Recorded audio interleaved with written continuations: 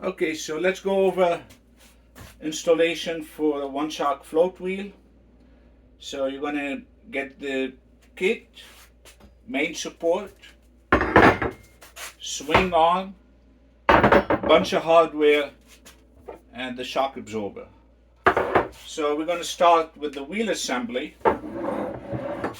And so assuming that that's the front of the board, this is the right side, left side, that nut there is going to be on top. The cable is going to come down.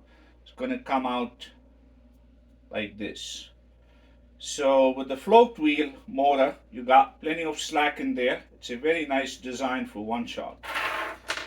So you're going to get the swing arm, and it's going to drop down like this with this pointing up, and the swing arm is going to have some flexibility to drop it in.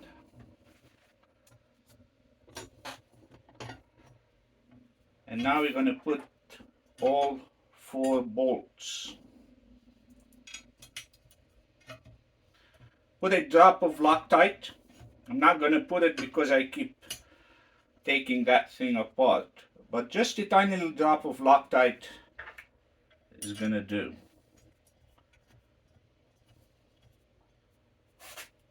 Let's do the other one.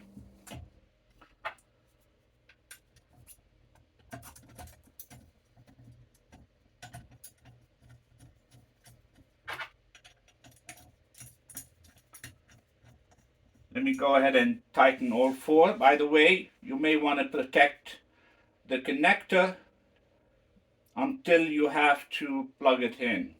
So let me go ahead and tighten. Okay, so here's the last one.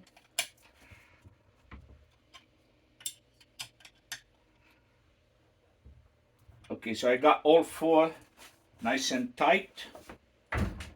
And we're done with the wheel assembly.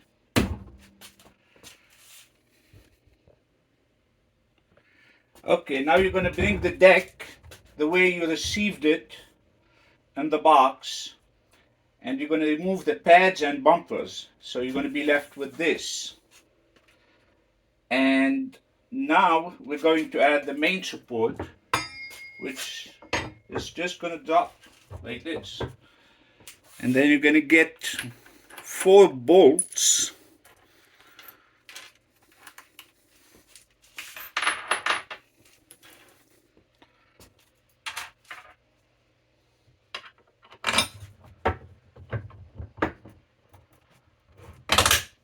That's 1.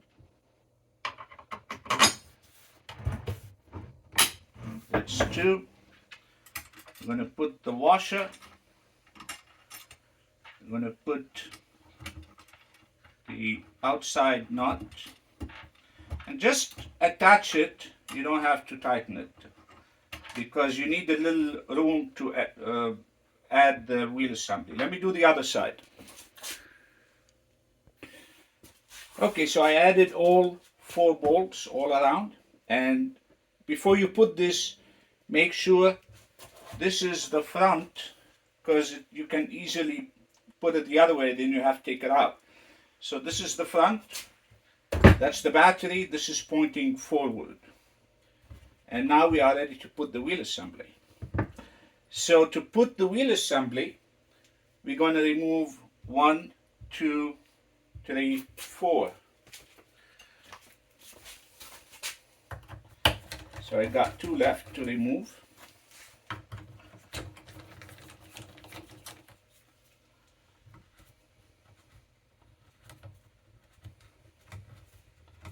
And now we are ready to add the wheel assembly. See, that's going to be flexible here. Okay.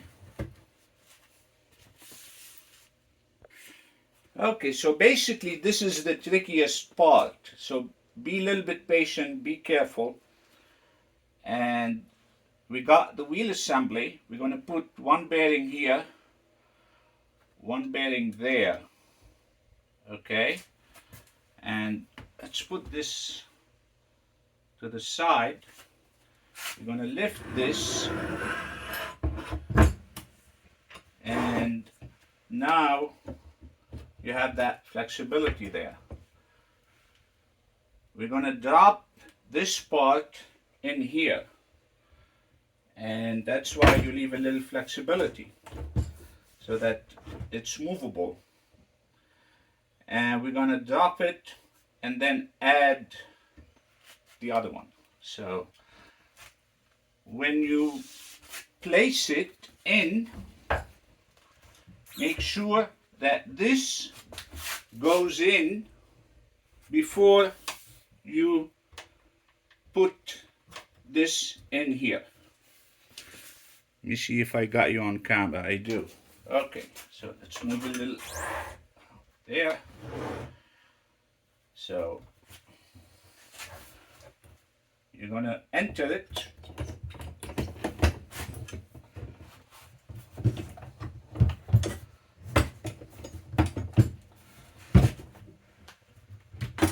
This one. Bring that side nut and attach it so it stays there. Let me do it off camera. Okay, so I attached this one and left it loose on purpose so it holds it there while I hook this in here. Let me show you how easy it is to hook this here. But before you do that, now we can go ahead and remove the cover and plug the cable. Easy. Make sure when you enter it, it goes in perfectly straight, because those pins are very easy to break. That's why when I get the wheel, I like to remove the rail when I assemble the board. I'm making sure that everything is lining up.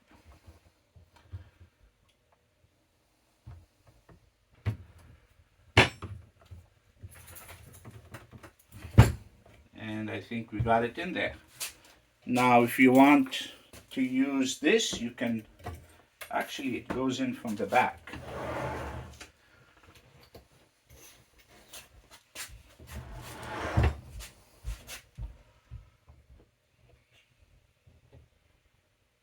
There we go. I put the safety pin in. Now I can go ahead and drop this.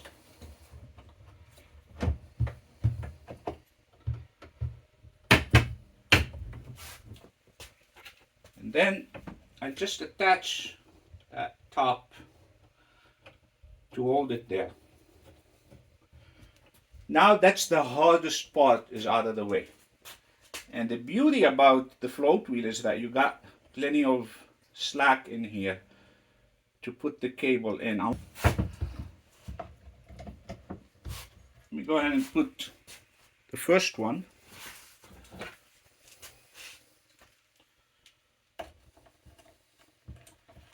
Barely in. Let's do the back part. Everything drops so nicely on the float wheel. I'm very impressed with the quality. Tony did a great job on this board. So let me finish with the other two. Okay, so I got these tightened. Now we're going to finish up tightening. And when you tighten these, you have to hold this from the inside. So it's going to be like this.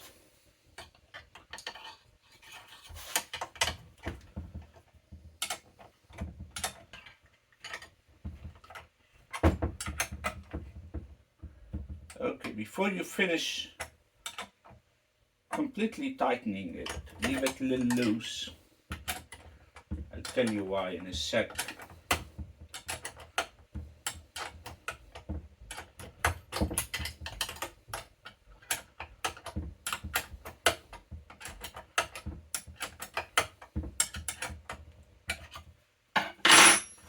Because you want that bearing to sit on the rail. and it looks like it's sitting. So now I can go ahead and tighten this part.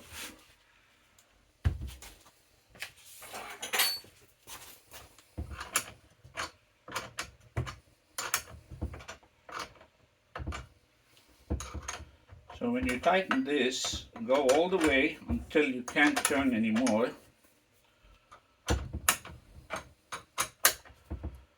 And then go back a little bit so it can go up and down.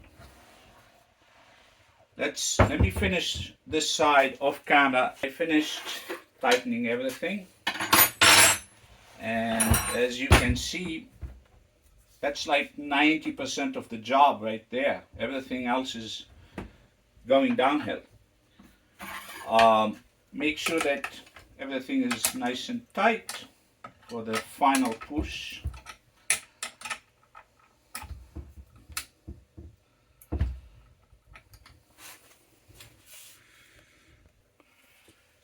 Okay, so I have everything nice and tight in there.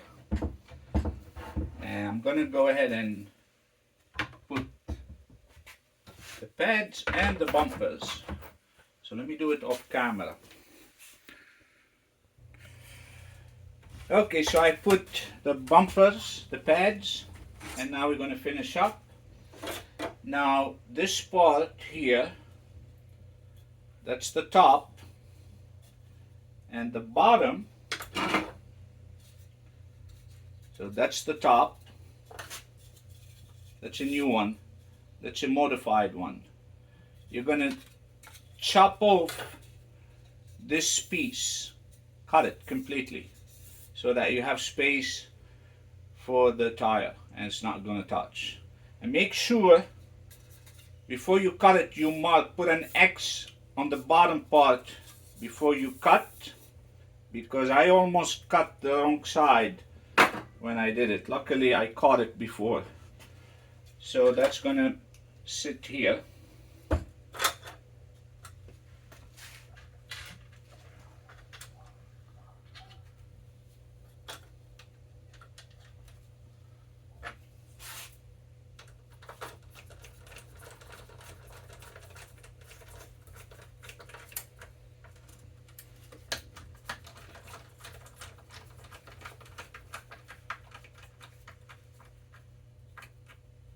Okay, I'll put the other ones later.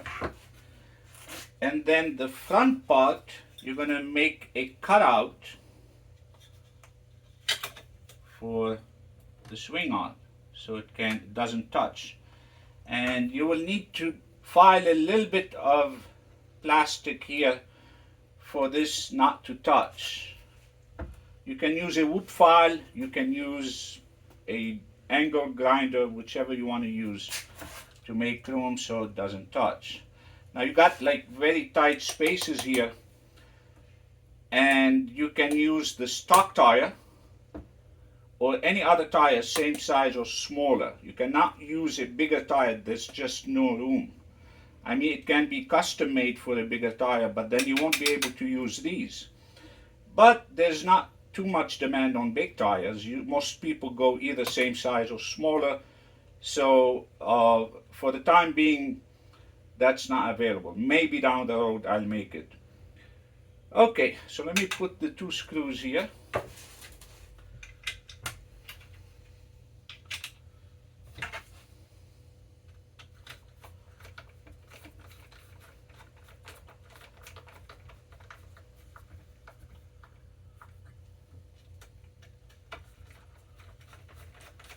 Now we can add the shock absorber,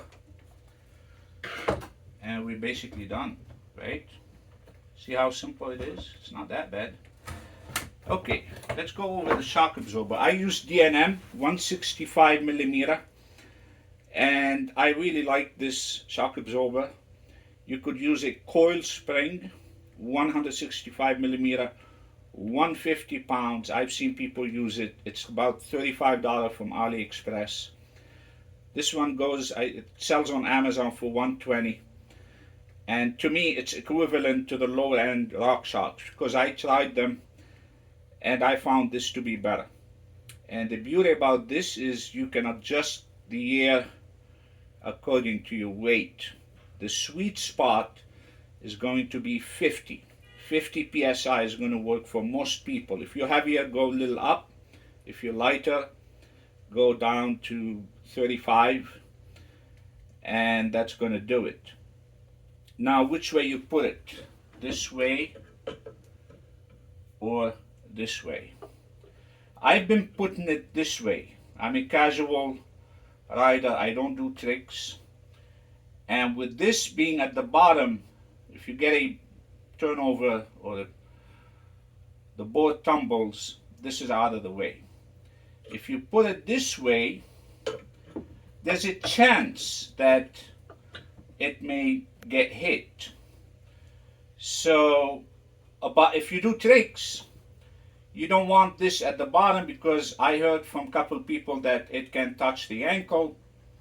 You can, eventually I'm going to make a 3D printed cover, which kind of like look like half an egg, so that it doesn't hurt the ankle. But it's up to you which way you want to put it. If you're a casual rider like me, I prefer it at the bottom. So let's go ahead and put it this way. So we're going to get the bolts.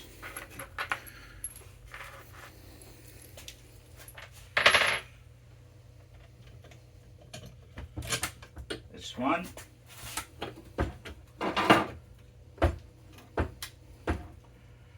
Okay, let me deflate it, because it's a tight fit.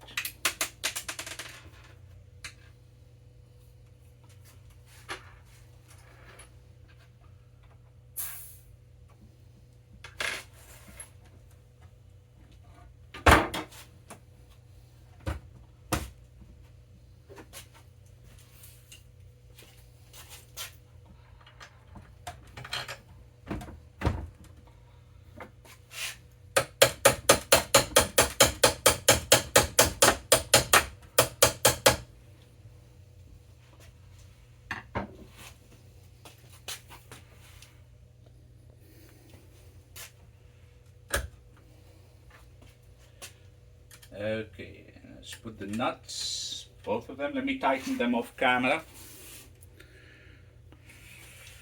Okay, we're basically done. So now we can go ahead and inflate the shock absorber. That's going to be your main valve, the one next to the blue lever here.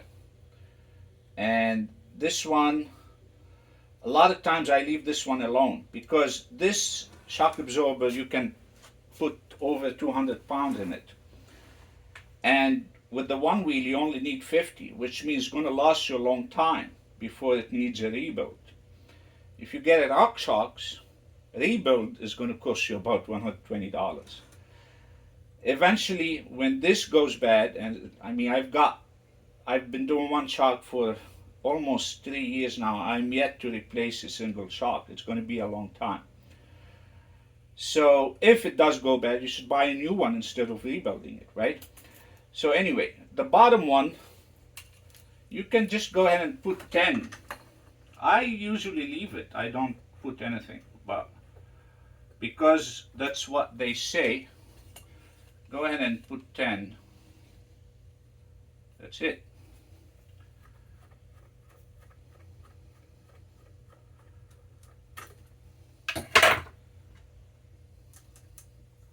Now we go to the main one. I say the main one so you don't get confused. If I say the top, you're gonna kind of like go to this one because it's upside down. So let's refer to it as the main valve, which is next to the blue lever here. Now we go to the main one, and we're gonna put 50. I tried more or less. For me, I'm 220 pounds. 50 is a sweet spot.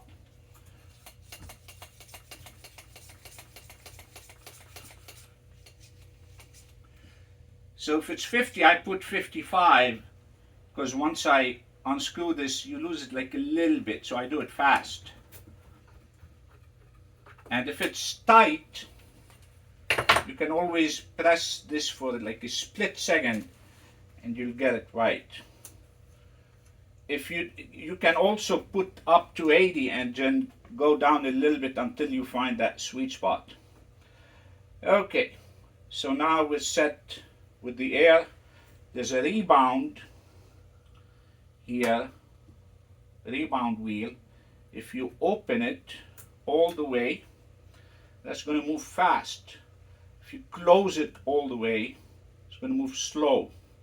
So I usually open it all the way and I go few clicks in, 1, 2, 3, 4, and that's it for me. This one, that's now it's open. If it's this way toward the valve, now you don't have a suspension anymore. It gets locked.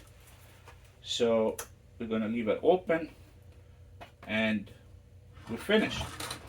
Fender.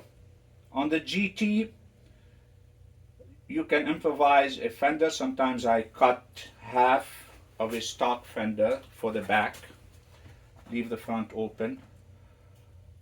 There's so many ways that you can use for the front. The float fender from TFL works very good. You make a cutout and you fit it. It's totally up to you. You can 3D it, you can do whatever you want. I usually ride with no fender because I don't go out when it's wet, and I also prefer the look. Okay, I think we covered everything.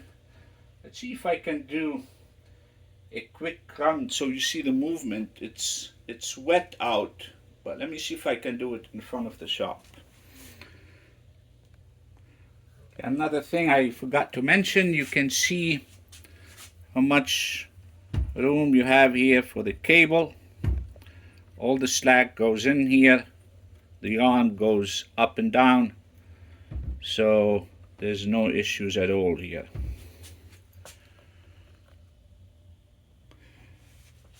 So I remember another thing, the weight.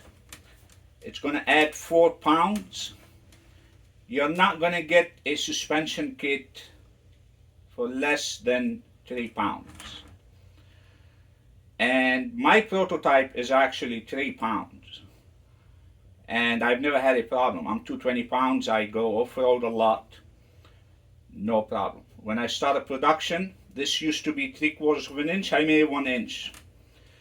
Same thing with this, I added more volume, taking into consideration that there's going to be people who are going to be doing 1 meter, 2 meter jumps. There's going to be people who weigh around 280, people who are going to go 30 miles per hour. What's another pound, right? So I just sleep better at night when it's nice and strong, considering the power of Floatwheel. Alright, so let's see if I can do a quick test, unless if I remember another thing to mention. Okay, hold on.